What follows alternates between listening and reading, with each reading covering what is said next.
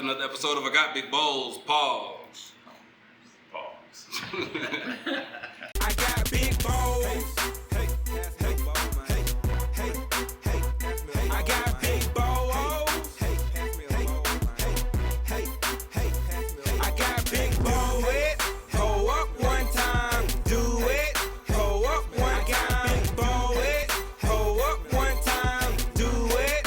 Hold up one time.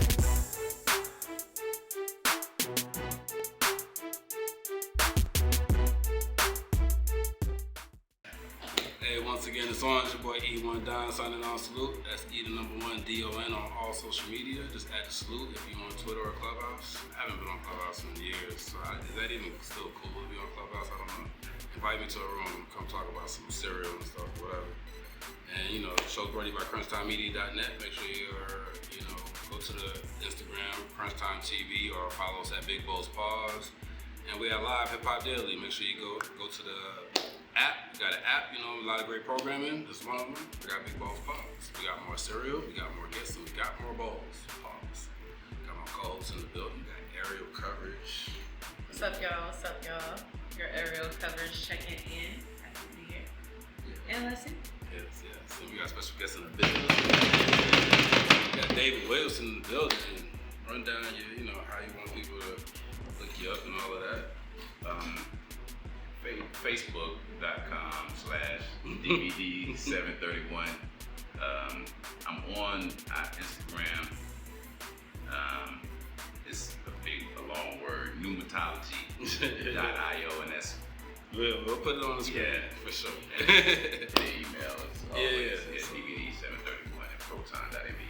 Yeah, we're gonna get into what he got going on. Like always, we're gonna get into the cereals. I got some new flavors. You know what I mean? So man, my boy right here, been rocking with him for a long time. He put me on to some good books, some good reading. Very knowledgeable character right here, man. You got an experience though, and I've been seeing you kind of going on tour talking about your experience, so to speak. Because he told me about it a little while back, and I was just like, wow, that's crazy. And now I see you out talking about it. Tell us a little bit about, what is it? Is it NDE? Is that the popular term? NDE, near-death experience. Okay, yeah, that's what they call it. Tell us a little bit about, just how it all came about. I know you got a very interesting story. Yeah, well, 2017, February 1st, I was sitting in the garage, really just chilling with a couple friends, talking, and I felt it was a blood blue moon, so the energy was high, and I kind of felt my blood pressure high, but I didn't expect, anything crazy to happen, but my heart valve ripped on that day, and I felt it, and it felt like pain in my back and in my shoulder. It didn't really, I didn't feel anything in my heart, so I didn't immediately think that there was something going on with my heart. So 7 days passed, I'm leaving work, saying bye to people, see you tomorrow, all that stuff, assuming that I'm gonna see them tomorrow, young brother was telling me goodbye, and I felt this like sting in my chest, and immediately when I felt the sting, like my breathing is like starting to get, a little compromised. I'm like, this ain't right. So I sit down in the car and I'm trying to decide if I'm gonna just go home and try to make it, or figure it out, or call 911 right then and there, Right. But it kind of it's getting worse and it eases up. It's Fluctuating. yeah. So I'm like, I'm at a point where I'm like, okay, I'm gonna go home, So I'm going home. It's still happening. Sometimes I'm losing my breath. Sometimes I get it back, but then I'm not getting dizzy or anything. I'm not about to faint. So I get to the house. It's eased up a little bit. I eat a snack. Trying to decide whether it's time to go to the doctor or not. Eat snack, nothing changes. As a matter of fact, it's getting worse. So I'm like, okay. My son's mother's name is Trish. I told her it's time to go, to the emergency room. Right. And we went, and on the way, I was kind of losing my breath. I had to breathe really deep in order to keep my breath. It felt like I was, getting dizzy here and there. But I get to the emergency room, and it's full-fledged. I know something's wrong. Like I can barely keep my breath. There's a guy at the emergency room who's asking me to sign some papers, and I like I can't even, my hands shaking, I can't even barely stay conscious.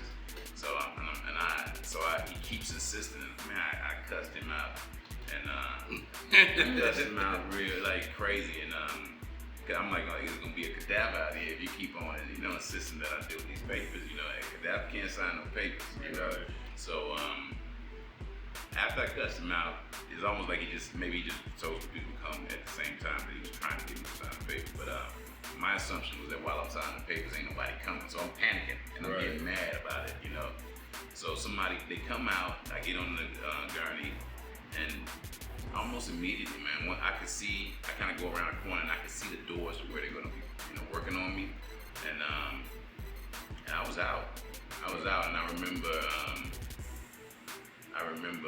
like kind of rolling to the left, like I was about to go to sleep, and the thought that I had before I passed out was, this is gonna be some beautiful sleep, And then, so I'm out. I'm still aware.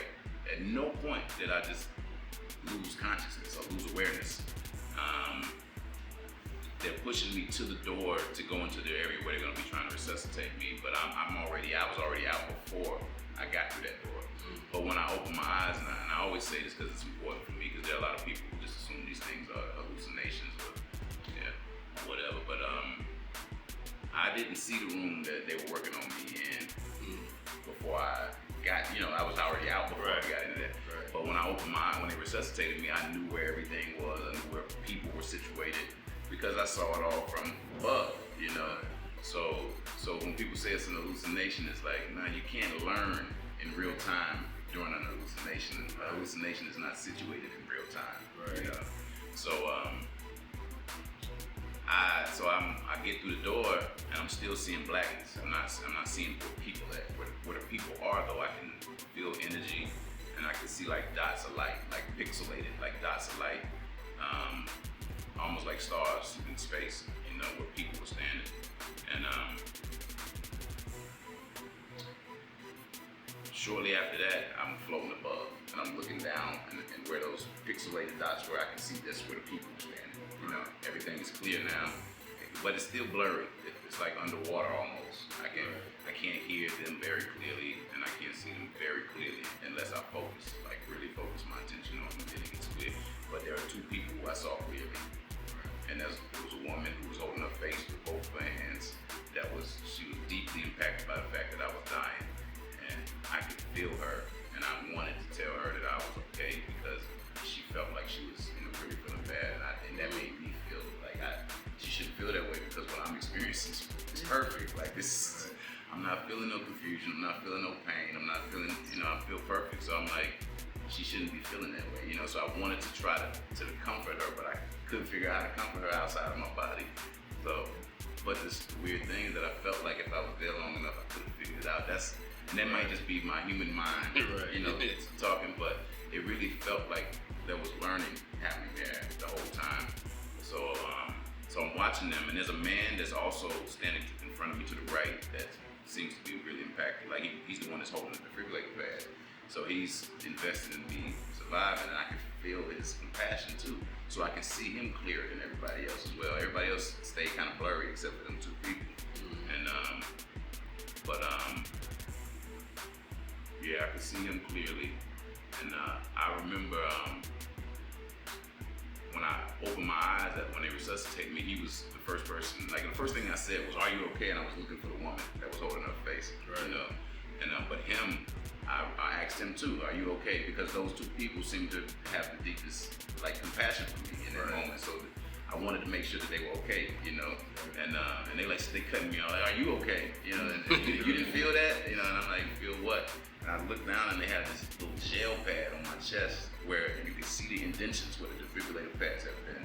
So it was like, I was like, oh, so I did die, Right. So I look at that, and it really was some humor to it, but I was so exhausted, I guess, after dying and getting defibrillated, like I couldn't really be so present for the humor, but there was a person, and I know I'm all the way to the end, and I got a whole story to tell, but there was a person at the end of it all, when I opened my eyes, he was staring at me, like right there, and I don't know if he was a real person or somebody who worked at the hospital or not, but he was staring at me, goofy looking dude. He had a bushy little, like he needed to shave. Right. Looked like Shaggy from Scooby-Doo, right? And he said, he just looked at me real close. He's like, "Are you okay?" I mean, he said, "What did you see?" Right? And I'm like I said, I'm still kind of out of it. I don't know what I saw. I'm thinking I'm dreaming. I'm thinking I'm crazy. I don't really know how to explain to him what I saw. So instead of even contemplating, even beginning to start talking about it, I mirrored his energy. His eyes was all big and he was looking all goofy. So I just looked at him and said, "Blackness."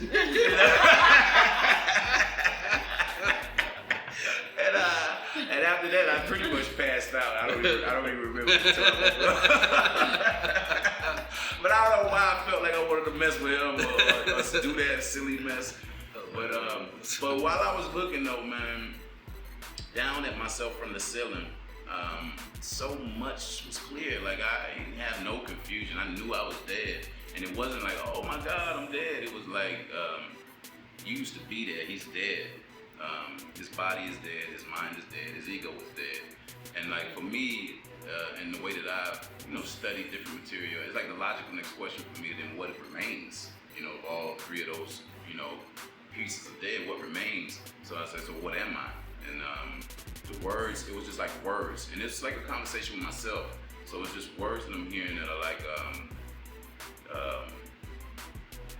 soul, spirit, energy, awareness, light. The word that seems to fit most of me, especially now when I'm back, and then even when I was there, like and coming back and processing it, attention seems to be what I like. I felt like when I was out of my body, I was attention, and wherever my attention was focused, that's where my experience seemed to kind of happen. So after I'm watching all of this for a while, like I said, I realized that my mind, body, soul was dead, and I was this energy. And the next thing that kind of like a revelation. It was like your personality kills you, and I realized that because I was really an angry person. I mean, some of the stuff, social media, all the stuff I share is just angry stuff. It was a lot of, of course, a lot of awareness, political awareness, social awareness stuff. But my angle was always, anger is always just, I wasn't talking violence or trying to kill nobody or nothing, but I was really just deeply affected by racism and the racial narratives, and it really, it made me angry. It made me, I had hypertension, digestive issues, and so what I learned, is that anger and all those negative emotions literally made me sick, to the point where I died, So when I hear people, now they try to justify the anger. They try to be like, well, we got a reason to be angry, I was like, you're right about that, but can you create with anger? Can you build something with anger? The anger. The illest thing I ever read was like being angry at somebody like drinking poison and hoping they die. That's it. That's it. And I drank all that poison for 30-something years. Miserable, depressed, sad person, not really feeling a part of it, anything. You know what I'm saying? And it made me sick, man. And eventually I died. I had, that heart valve rip. Hypertension got up high, the heart valve ripped, and then I had that heart attack. So, and I leaving here, as I eventually did look up, and when I looked up, that's when the scenery changed. Right. I was immediately in space, right. And that was beautiful. Like I could see star forming regions. I didn't know that's what they were called until I came back and started Googling stuff. Because I'm seeing this stuff, and I'm like, when I was there was no confusion about what it is. But when I came back here, I was like, well, what is that? Well, what was that? What do you call these things? You said while you was there, you felt sure, like I knew I was part of it. I felt one with everything around me. When I initially, when I looked up, I seemed like I got into that space through some. It wasn't a tunnel. I didn't experience any tunnel, but there was an initial period where I was in this black space. It was like really, like felt thick, like velvet, but it wasn't thick, like difficult to move through. It was really, easy to move through it, but it felt alive. Like it felt like I've heard other people describe it as velvet, and that's the best way to describe it, like black velvet that was all around me. and it felt alive, and it felt like love, like everything else there. It felt like love. And but you could feel communication happening. You could almost like hear words, feel things coming from that blackness. And then I seemed to have come out of it, and I was looking down into it. And that's what I, surmise is what people call the void. And because the way that I interacted with it was like, if I had any confusion or any kind of, it seemed like everything was in it. Every possibility for this realm was in that void. Every possibility for these lives are in that void. But when I looked at it, every piece of confusion, every tension, everything, it just was resolved.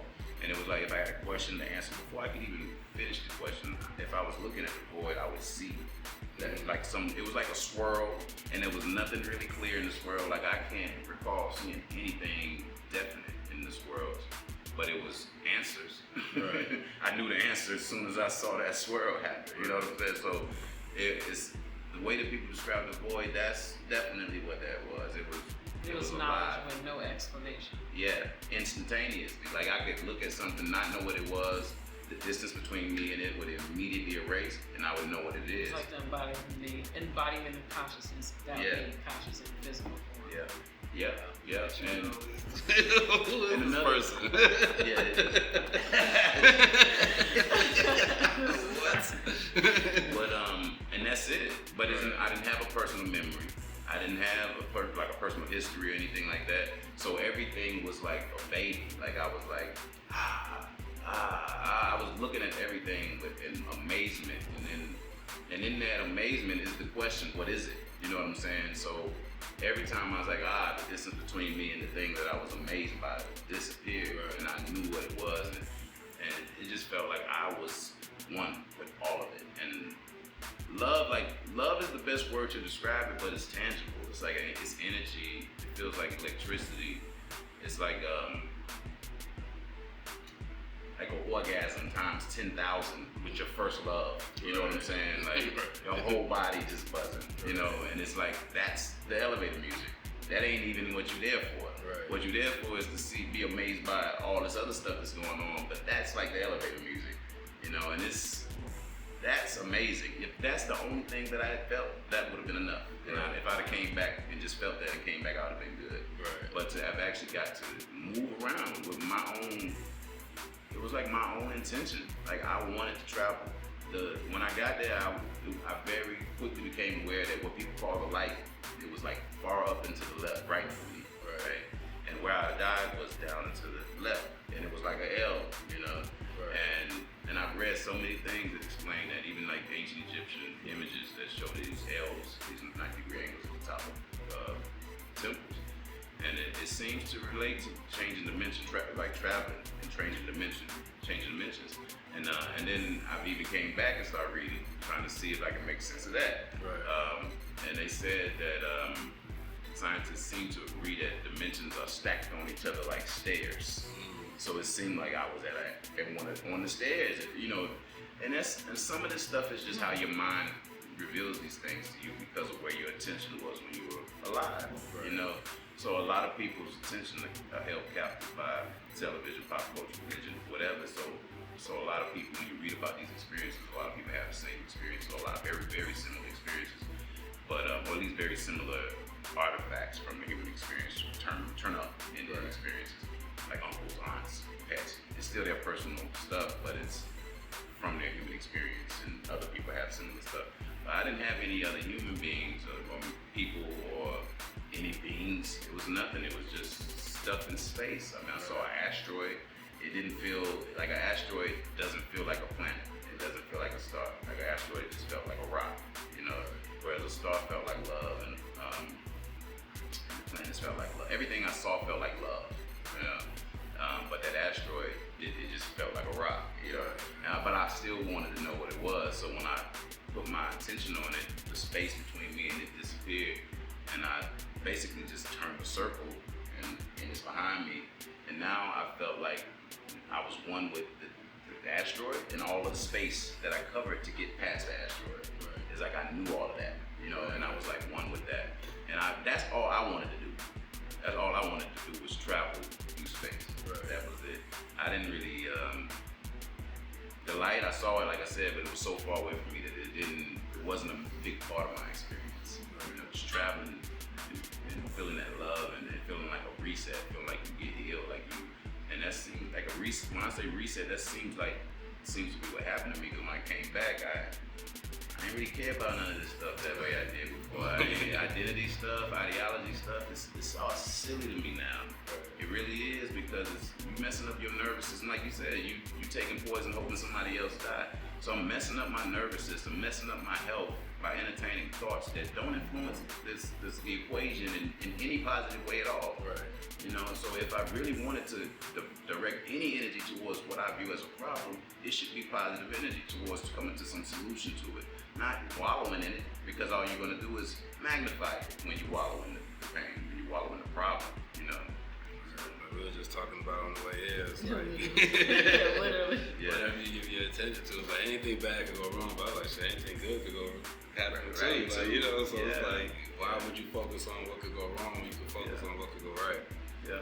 But I don't think we fully understand that law of attraction, that thing that I think we have such a, we don't really believe in ourselves in the way that we, you know what I'm saying? Like, Yeah, man. you hear that all the time in the movies did, and all yeah. of that. It's like, do you really believe that you're this being of greatness?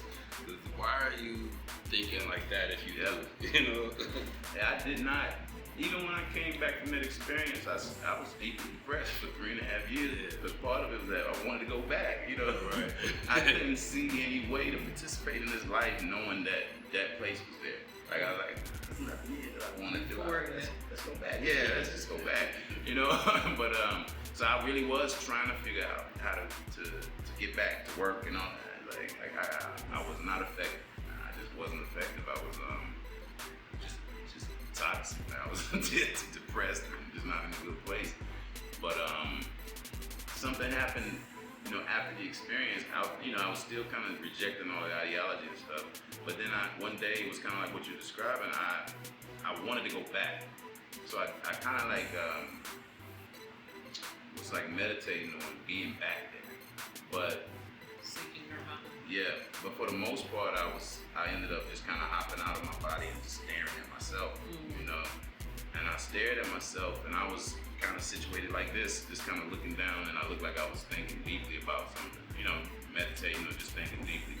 But and I started feeling compassion for myself.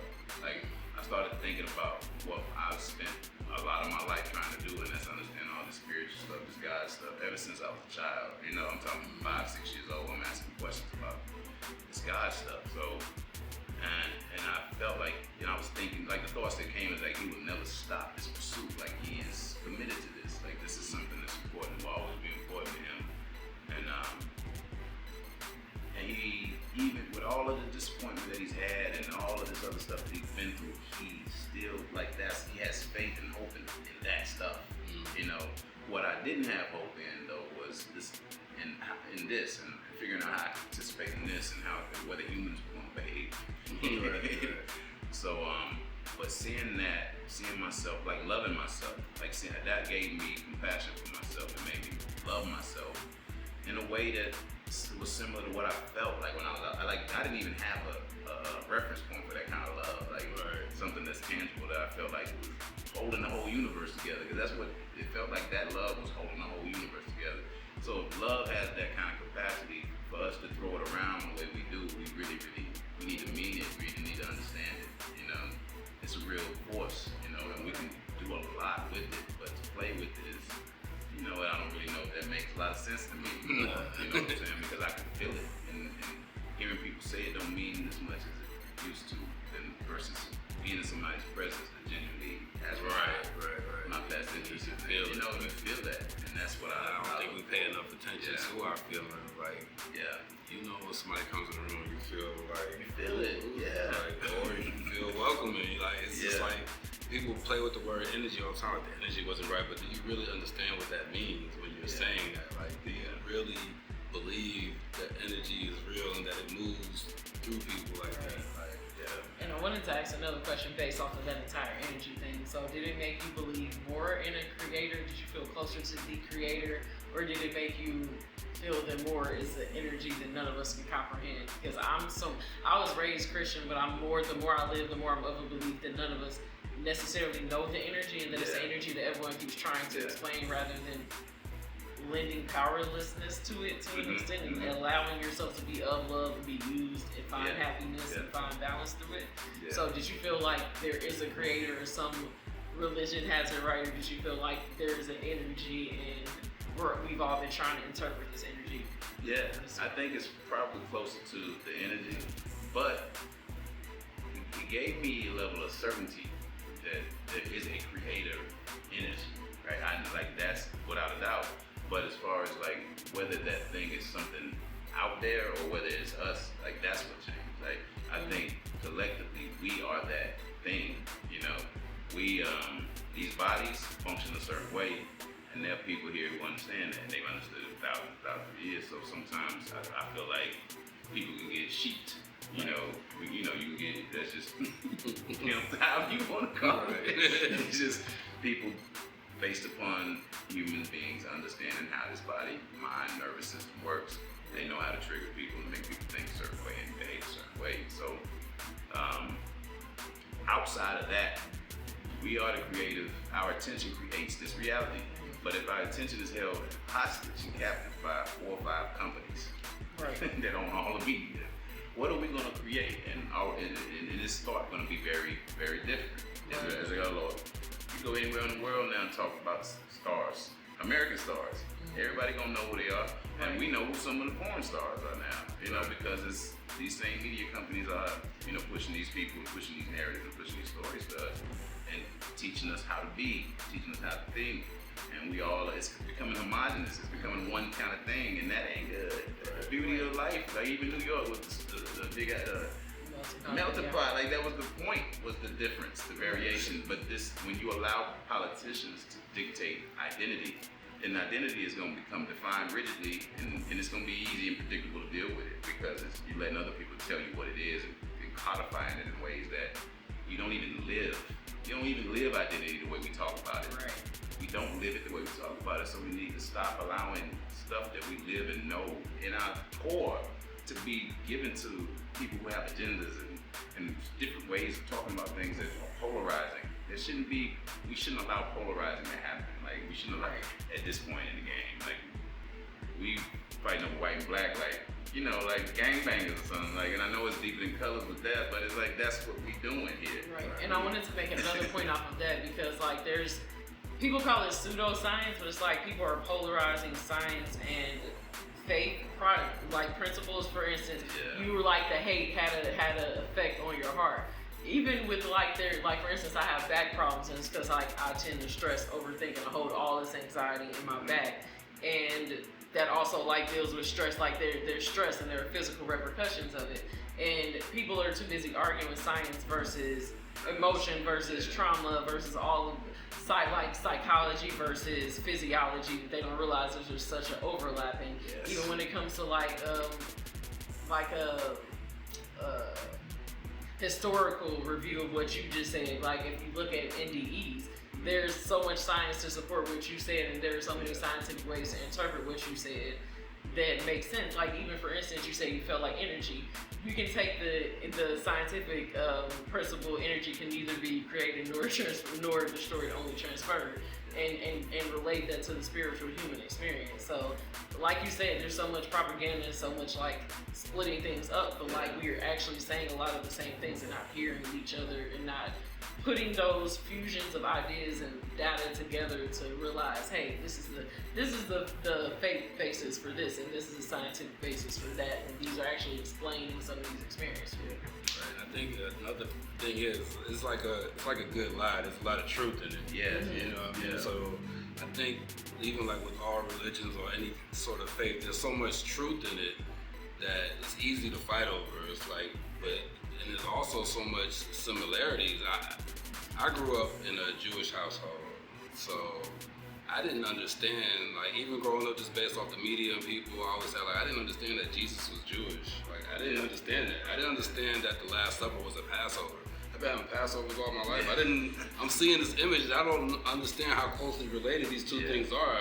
All I hear about is you know, the opposition and the negatives, and even in the Quran, there's like a lot of stories from the Bible. I'm just like, hold up, like, yo, all of this is talking about the same thing. Like, why are we so focused on the differences? Well, you know, he said it this way, and it should go that way. It's like, I feel like the basis of the story. There's the lesson underneath all of that. I feel like we're focusing too much on the characters and not the moral of the story. Like, we'll be like, oh, this character didn't exist. Like, but what did that story mean to you? How could that be beneficial to you? Like, what does it matter?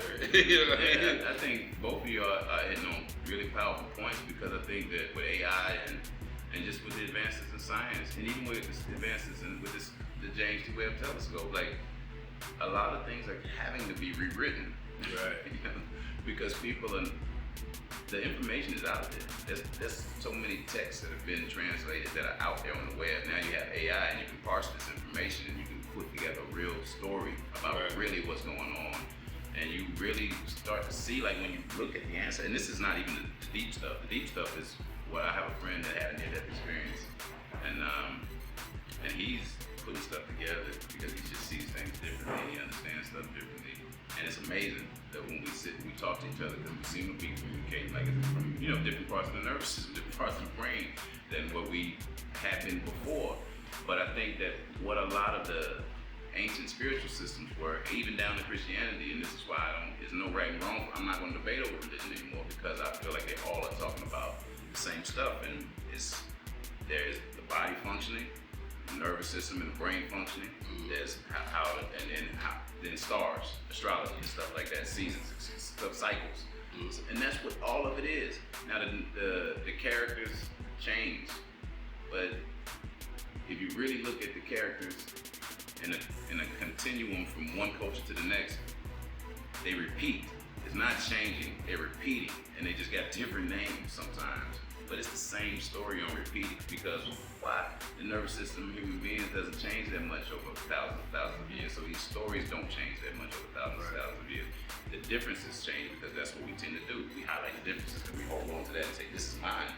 But if we stop that and looked at it, we realize that we all talking about our nervous system, we all talking about the stars, we all talking about how the body works, and there is some deeper stuff in there, but that's the thing that tethers it all together is the body, nervous system, stars, and stuff like that, how Earth works. And that's all these traditions are talking about, all of them, you know? Yeah, I love it, you know what I mean? Like, you put me onto so many books just in, you know, I mean, I don't even want to start naming books, but I think the first one was Water and Spirit. Yeah, so like, I mean, I mean, tell a little bit about your library. You have one of the most extensive libraries I've ever heard about. I don't even know that I've laid eyes on it, but tell us a little bit about your library. I have probably between 4,000 and 5,000 books, probably like 4,500 books, and the bulk of them are on spiritual topics, history, anthropology, different cultures, but a lot of them are on like theoretical physics and brain stuff. And now I'm getting more into brain stuff now since I had this near-death experience.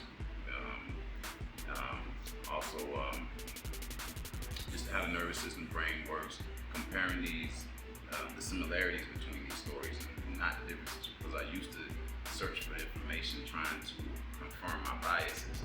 And now I'm just simply like a child again. Like, this is interesting to me again. And that's the crazy thing about the web is you can find something to support whatever it is you're thinking. You can find something to support it. So you're gonna always be right. And that's why when I talk to people, my position is that they're right. I'm not changing it. That's your perspective. My eyes ain't gonna see things the same way that I see them, and they're entitled to their perspective. And I'm not here to change that. But if I can root their perspective the same way that our ancestors did, back into nervous system function, back into how the universe works, then it doesn't matter what they call those things. I mean, that's what our ancestors were doing, was they were grounding really deep concepts back into like stuff that was, you know, that we could deal with, like morals, ethics, and virtues and values, and you know. But to tell somebody that this is how the universe works, and this means this is why you should behave this way, that would be it's a difficult stretch or a difficult way. It's difficult to ground that in human behavior. It's difficult to ground how the stars work, how light works into human behavior. So they had to kind of do it in the way that they did it, and it was, in my opinion, in hindsight, after being a type of person that I was, really rigid, is elegant. Most of it is elegant, it's compassionate, and our ancestors, they truly cared about the future. They had hope that we would need this, that we would find this, and we would need it, and that's why it's there. You know, all of it, not just the stuff I like. You know what I'm saying? Yeah, I think I always just say like it's kind of crazy that people would even think that people from all over the world that speak all different languages all have a similar concept. Why would you think that the person from over here concept sounds exactly like your concept? Y'all don't even speak the same language. Like y'all didn't have the same things that you had to go through. Or geography.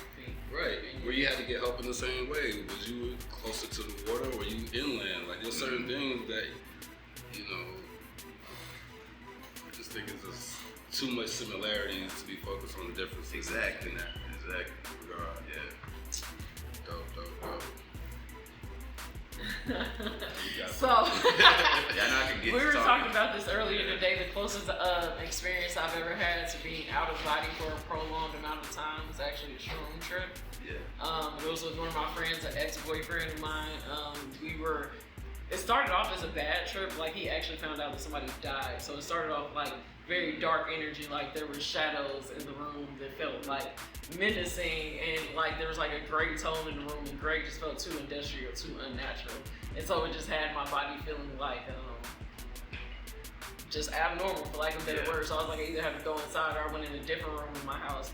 And in this room I had like ivy wallpaper, and then I had like ivy on the wall, and there's like butterflies, and so it seemed very natural. And so I put on an artist named Ravina, and she is I believe East Indian. I don't want to misspeak her country of origin, but very connected, very pure person. And so I was just playing her music, and for like 30 minutes we had a conversation on the astral plane without looking at each other, with the same understanding both during the conversation. This has been like a year and a half, like after. And it was, like you said, it wasn't like orgasmic, it wasn't like a sexual experience, but it was like deeply like provoking and like satisfying on a existential realm, to be like, to know what another person, like to just feel a part of something. Like I just kind of was like floating and observing. Like I said, to just have a knowledge without having a knowledge. There weren't any words, but there was a knowledge that was shared that was very interesting to me. So a lot of what you said, it just sounded like familiar, even though I guess ego death is similar to physical death. Because it was just like, okay, like in that instance, it was basically like, okay, I'm just taking whatever lesson this experience is teaching me right now and not trying to guide it. But I just think it's very interesting how similar that experience was to an actual physical death. Because there are people who've had NDEs that might say that psychedelic trips are vastly different. Oh, that's not the same. But when I talk to people who've had psychedelic trips, and I've here and there have played, but I haven't had like a big trip or anything, but a little one. You know? but I'm intending to do it. I do intend to do it, you know, because it's important, because I think it's the same type of thing to me, you know.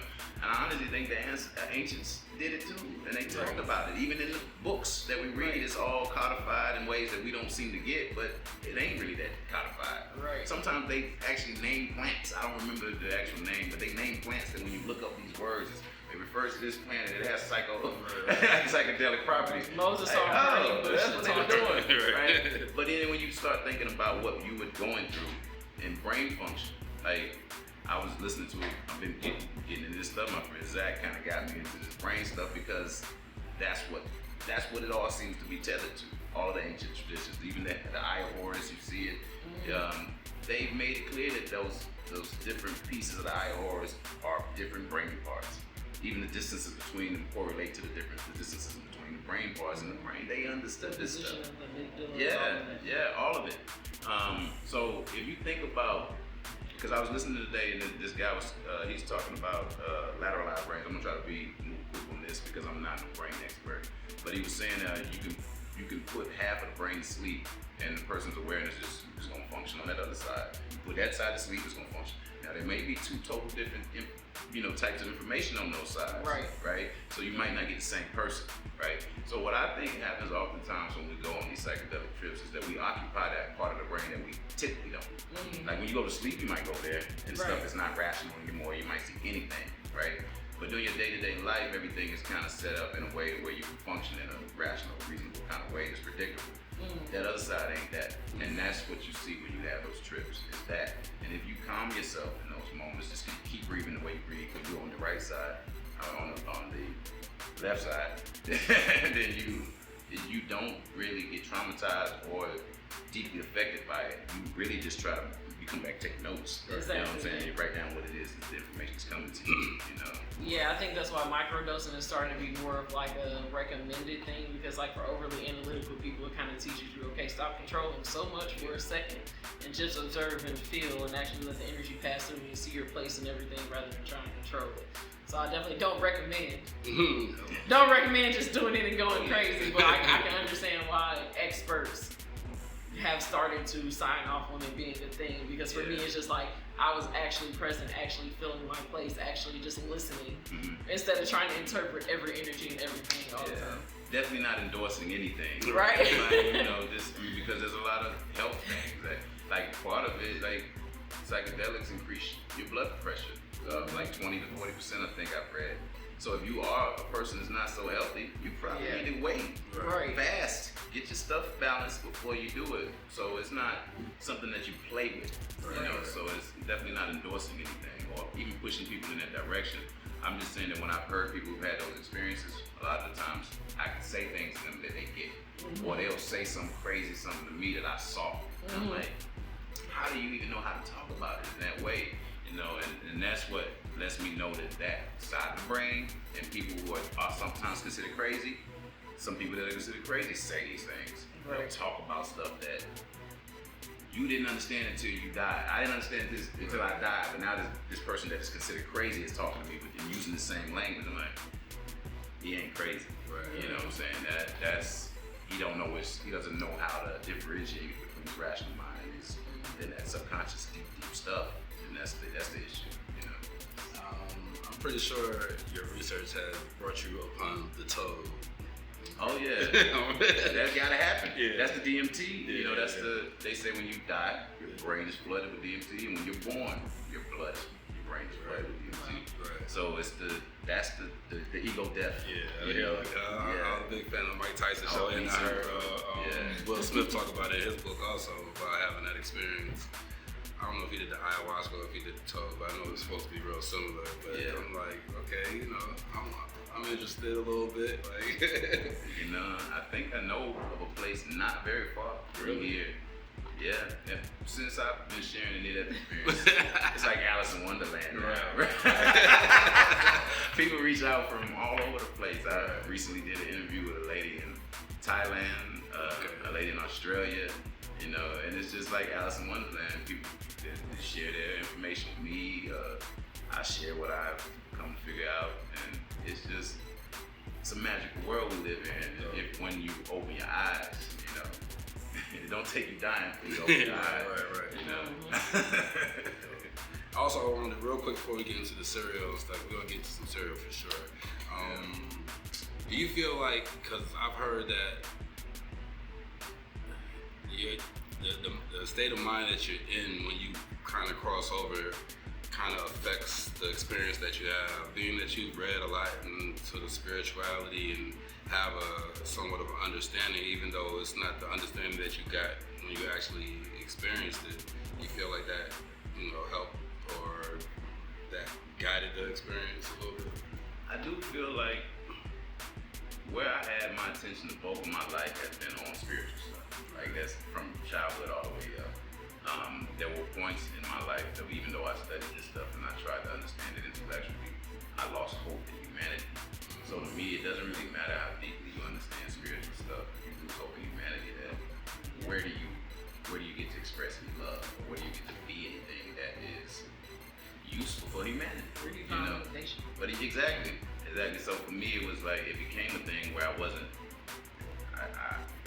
didn't understand it, and it was clear that I didn't understand it, even though I was reading and compiling all this information and stuff. It was for now. I was compiling all that stuff for this guy. You know what I'm saying? Who's not traumatized, who doesn't have these centric perspectives, who's not trying to prove something, who just leaves this information around. And I gathered it all to be the smartest or the most serious in the debate before, because it was more ego-based before. I had to have this book because he didn't have it, and I need to be able to drop that information on him when he says this. Now I'm thankful that I went through that stupidity, so that now I got a library of 4,000-5,000 books. That's heavy. You know, when I need it, I really can refer to my own stuff. I don't even have to go digging too far. I always can find something, just jewels, And I don't mind letting them go now either, because I also feel connected to everything in ways to where the information is not always so externalized. Like I can find it online. If I can find a book online, I can print it up or whatever. I'll give you the book if you really, really want it. You know what I'm saying? Once you consider yourself a student, you're in a better space to actually learn. Yes, much better, because I've emptied myself of all of the preconceived notions and ideology. Like I don't have an attachment to anybody's explanation, but I can accept it. But I can accept anybody's explanation. You understand what I'm saying? And it also helps you take. Oh, sorry. Yeah, no, go ahead. For me, it's also helped me take things less personally. Like I'm looking at everything as a societal, anthropological, physiological, socio-economical thing. Like people complain a lot about dating. I'm just like, okay, well, if we fix this, then we'll fix the problems with dating for Black people. So like, once you start looking at it like that, you become again a student of everything. You're just like, okay, this is happening because of this. Yeah. And it just takes away some of the anger you're talking about. Yeah, exactly. Understanding stuff definitely puts you in a different place, because you, like when I was just angry, a lot of the times I blamed a lot of stuff that was happening to me on racism just immediately without even taking into any accountability what I brought into the equation. And now, and it'll be something like unexplainable, like some ambiguous they. But as long as you don't know who they is, you can't solve your own life problems, because you turned your problems into some ambiguous boogeyman called they that you can't sit down with and reason with. And you can't fix problems with boogeyman. You can't do it. I found been helpful for me is like moving in compassion and understanding. It's like the more I kind of study myself, the more I realize like everybody's going through it. Yeah. Like when you feel isolated, you're like, oh man, if my life was just this, I would have this and I would be happy. Then you just get to study and you're like, those people not happy. You know what I'm saying? Not because they may be happy, but not because they have those things. Like I've been fortunate enough to get all the things I thought I wanted, and it didn't bring me anything but more things. Like this must not be it. I must need bigger things because this didn't satisfy it. Yeah. But it's just like it's not it. So yeah, we're getting deep today. Pause. Anyway, we over here at Big Boss Paul. I'd like to get into your cereal background too. What's some of your all-time favorite cereal coming up or even to this day? Oh man, Brother, through some phases as a kid, hands down was Fruity Pebbles and like even Fruit Loops. I like Captain Crunch and Honeycombs, but they cut the top of my mouth. But the taste of them, I've always dug. Now that I'm old, Honey Nut Cheerio, I cut some banana. Yeah. I like the banana. I keep it simple these days. It's always strawberries for me. Okay, I love Yeah. But yeah, man. Well, let me tell you, we don't have anything classic like that today. Let me tell you, we got something new. Something I just seen for the first time ever. Let's get a little. Let's see what we got. We going with the Kit Kat. I've never seen that. Yeah. Breaking up. Hello. That's what she said. So we're gonna see what these Kit Kats in like. Yeah. That's what we bowls. Pause. Smooth. Smooth. Did that. Get into this Kit Kat. Okay, I'm gonna take a point off the bag being too hard to get in. Very nice. I don't know, it was a nice tear though. Yeah, it did. I had to find the. Yeah, I was like, actually, a little worse money. Yeah, I had to find the right size because. Got Gotta find the right spots to get it going, pause. Hello. I wish there was some more directions. Like, tell me where to put it. Just like in real life. Tell me where to put it. It wouldn't be so hard. Just gotta observe and then find the opening. Y'all heard that, There's right? a lady here. Just I don't feel observe. like we have to pause Just too much. observe and then find the opening. I'm not a big fan of chocolate cereal, but it's interesting. Don't play the nutty bars like that. Nutty bars is good too. Tastes familiar. Dry. That's what she said. Pass that milk. Pass that milk. Okay. You go first. We're gentlemen. We're gentlemen. Skipping Reese's. Skipping Reese's. Ladies go first. Kit Kats have peanut butter? I can't remember. Nah, they got like that wafer. It's just a wafer. It's just a chocolate wafer. Right? Yeah. Giving chocolate and wafer. A little something. It is giving chocolate and wafer. It's giving You think it's peanut butter wafer? I don't. It does just say chocolate and crispy, so it's good.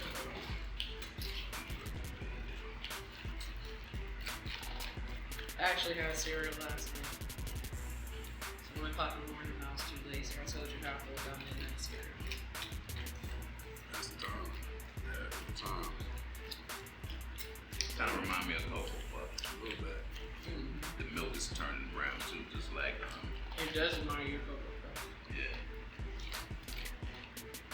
Alright, we got a It just little. doesn't have the satisfying, like, they poof, they like collapse once you. Mm. Yeah, that's what I like. This ain't bad. Alright. We got a little get to know you section while we eat cereal. Yeah. What's your favorite meal of the day? Breakfast, lunch, or dinner? Breakfast. Is it the type of food or the time of day? It's the time of day. So you don't mind a little steak and potatoes in the morning, no matter. It's just like getting a nice meal early. Early, yeah. Alright, what's your favorite time of the day to eat cereal? Anytime. Yeah, I eat bowl of cereal after I eat dinner before I go to sleep. Like, I don't know, I really do eat cereal. It's like I like it as a midnight snack. Yeah. 'Cause I too like breakfast, but I like a hot breakfast most times. Same. Alright, if you could have a bowl of cereal with anybody, dead or alive, we just dead and alive today.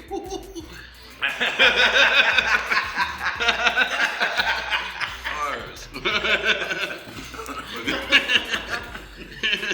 Word. So you can pick both. You can have one with both. Right, let you tell But anyway, you can have a cereal, bowl of cereal, anybody, cereal in conversation. Who you having a bowl with? Man. I'm probably gonna go back to ancient Egypt, something like Djibouti or Imhotep. And more, I guess in the more recent time, I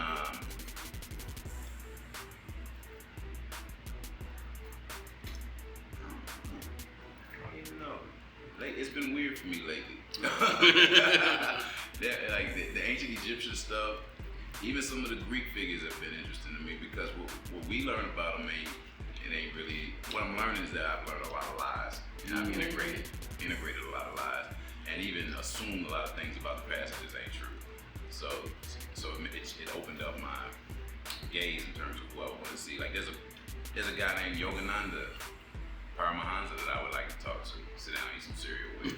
You know, What kind of cereal you think you're gonna have y'all eating? man, it'll be something healthy. Right. I just grew this cereal. Yeah, We just made it. Exactly.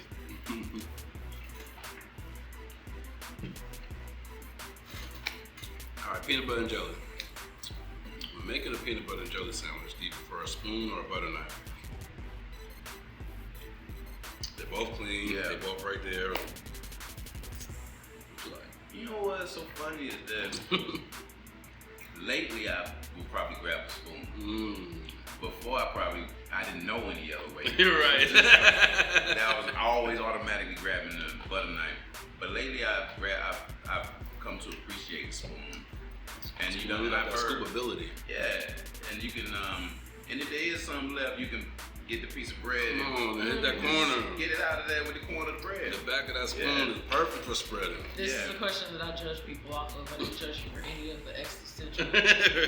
Non-firm things. This is how you know.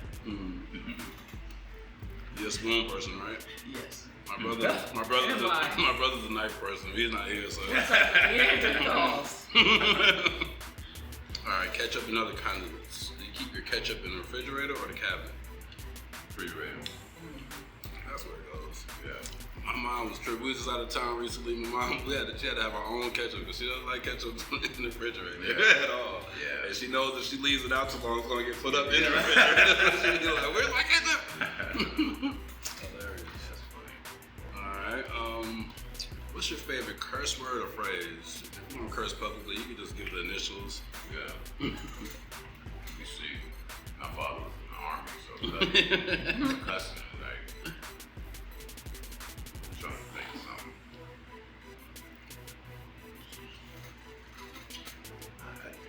I can't think of them. Favorite phrase, favorite cuss word. My father used to say a whole lot of funny shit.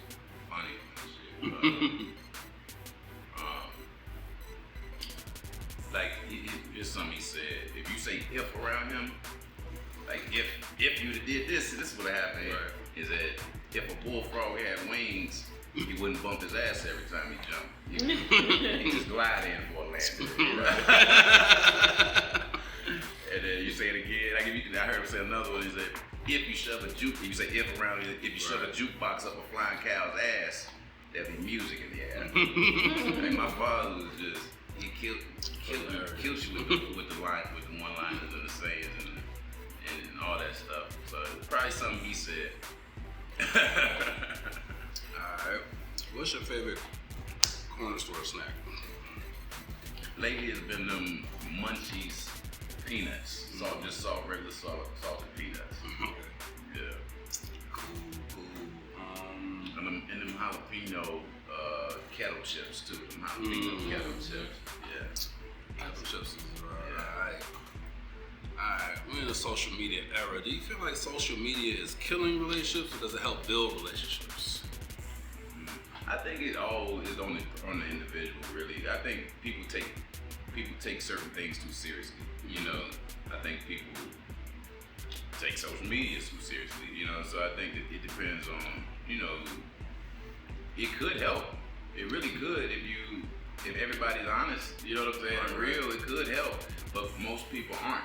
So it's you might be shocked by what you see your mate posting on social media. You know what I mean? Like, I didn't even know, you know, they had it in them like that. You know, so it's like people aren't so, you know, transparent. So a lot of the time, social media isn't, isn't healthy for relationships. Because you sometimes discover who you're dealing with on social media. Right. You know, so. But if everybody was honest, I think it could be very beneficial to everybody. You know, I think sometimes just and we're talking generally, I think for business, it's very helpful, but for personal, it's kind of sometimes like, why don't you ever post me, or why you didn't comment on my post? Like, what? I don't know. Don't get me started on that topic. You want me to comment, tag me. You know, otherwise, that's your post. That's your wall. You know, you might not like what I have to say about it. Yeah. Okay. No, I got a question. So what about when y'all are tagged or addressed or talked about in the status and then all y'all do is like it? Or like a picture is posted of you and then all you do is like it and not comment like. That's tough. That's what I can't usually do as a woman. Like, I don't care about a man liking another woman's pictures, but like, if I mention you, I'll put you out there and I potentially drop my hoes for you. Oh, you're going to show. You're going to comment. Drop some hard eyes in this joint or something. Because you were before. What I like about Facebook is that I can review what I'm gonna post on my timeline. You know, I can go hard at Right. in that old invisible sphere, you will get the alert that I hearted it. Right. But it ain't gonna be on my timeline. So that's what I've learned to do with some of that tagging stuff, because I get tagged sometimes and stuff that just don't make no sense. Right. Like, why am I being tagged? I don't want that on my page. I don't want it. Yeah. So now I just review all the tags. You know, and if it makes sense, it'll go on the wall. If it don't, I might respond to it. I might even comment and get in a great conversation, but it'll never be on my wall. No. That ain't coming over here. Alright, cool. Last but certainly not least, I like to ask my guests, because I feel like this is very important. And you don't have to give this answer from your perspective. You can give it as you're giving advice. But the question is, how long do you think is a good amount of time to wait before you go in for the butt grab on a female? On somebody that you like somebody that you would want to introduce to your mom or something. Yeah. Like, how long? What do you feel like is a good amount of time? It's a vibe thing. That could be, hi, how you doing? Yeah, hello. Or it could be, something that, it depends on how. I think that's a vibe thing, completely a vibe thing. Because I'm not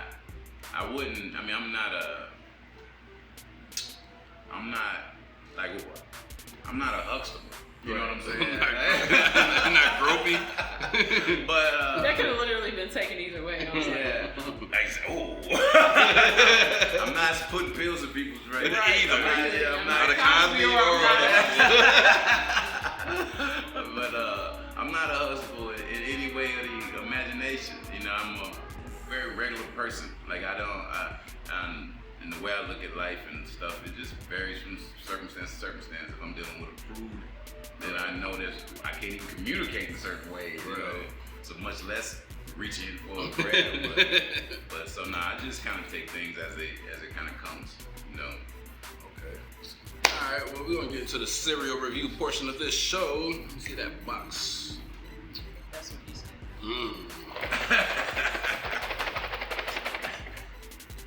Yeah. I feel like that works. He do be saying that. Alright, man, one thing I guess for coming through and having cereal with us, man, we got David Williamson in the building, man. Today we got General Mills Kit Kat. I don't know, who makes Kit Kat? Maria General, that one lady. You remember the lady from the commercial with the glasses? No, talking about the Popeyes Miss lady? Gladys or whatever. I know exactly what you're talking about. He gets it. I don't know who made this. I don't know who makes Kit Kat. I don't think General Mills makes Kit Kat. I don't know. Did you actually work with the Kit Kat people on this formula? On this recipe? Without question. I don't know. But anyway, we got a 0 to 5 bowl rating system, half a bowl if you want to go in between. What do you rate Kit Kat cereal by General Mills? 0 to 5. 3.5. Likes it. That was pretty solid. I'm gonna go to 3.5 too. Oh! It's not gonna get the Nutty Buddy cereal review for me with the strawberry, but it was solid. I guess I got to be the one. It was better before the milk got to it. Oh, yeah. Being perfectly honest. I feel like the milk took away from it. I'm gonna give it a 2. I'll give it a 2. It was solid. Like I said, chocolate not my favorite, and this wasn't my favorite. Nutty butter was fire though, but this, I don't know. I felt like Nutty butter actually worked with Lil Debbie to get that recipe together. I don't know who makes Kit Kat. Who did y'all work with to get this recipe? I don't see Lil Debbie. Who does? They had him questioning the cook-up. Yeah. Who did it? They used baking soda. It's cut. Yeah, It's it's not stepped it. on cereal. It's not it. It's stepped on. Well, let us know what you think, man. Have you guys tried Kit Kat cereal? What do you guys think? Let us know in the comments. Let us know what you want to see us try as long as it's cereal. Pause. Let's keep it PG. Kids do tend to stumble upon this show. This show is not for kids, but you do eat cereal. Anyway, man, thank you, I guess, for coming through, man. Eating cereal. Any final words for the people? Well, My experience, like, cause I know a lot of people have anxiety about that, right? What my experience kind of taught me is that it's more of a transition than it is any kind of end. There is no real end. And what it also, my experience seems to suggest to me is that your attention, like where you put all of your attention in your life influences what some of the things you're gonna see there. I've heard some people describe negative experiences, but for the most part, doesn't really seem to be a lot of negative experiences. You know, it seems to be a lot of content that's familiar to you based upon your life experiences, you know, where your attention is. And none of that stuff even matters, because at the end of the day, everybody's experience is gonna be what their experience is gonna be, you know. But to take some like real rigid orientation towards it, that's gonna influence you're gonna have, you know. And I think that's why a lot of people do have similar afterlife experiences. So I would just say pursue your own truth, pay attention to your own life, recurrent themes, recurrent mistakes, and figure those things out. Because if it's happening over and over and over, there's something that you need to figure out there. Always figure out where in your life that you changed. Where in your life, if it's somewhere that you hurt, or you got hurt, or somewhere where you learned something that was maybe not such a positive revelation, and changed how you behave in a negative way, it made you shrink. Go back and find all those things and fill your story, you know, and stuff like that, man. Try to keep from dealing with inflammation. Take some herbs to deal with inflammation, stuff like that, like curcumin, turmeric, stuff like that, cayenne, boswellia, cinnamon, ginger. Like, you gotta keep your body from being inflamed, because what I realized with my depression that I had, part of it was inflamed environment, you know. And when I started taking herbs to reduce the inflammation in my body, it reduced inflammation in my brain's environment. Is what it seemed, because depression went away, you know. So, Are you familiar with the duck? duck.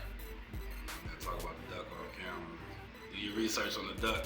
Yeah, I'm looking forward to learning about the duck. I'm gonna try the duck, but before we get out of here real quick, also just appreciate you even sharing your experience and sharing your story, because even just hearing it from me was giving me some sort of peace or comfort, just knowing like, oh, that's a pretty dope experience. So it's like, I never was like, you know, afraid of death or anything like that, but it was not anything I was looking forward to. But it's like, we all get a turn, so whatever. When it's my turn, like, as long as I get left behind, like, oh, everybody's gonna live forever and I gotta go. As long as we all going, cool. Whenever it's my turn, I get there when I get there. So also, I just appreciate, you know, sharing that experience so people can have a different perspective or get to hear something different about it. So dope. See you guys here whenever you see us. We're back. We're doing stuff. We serve.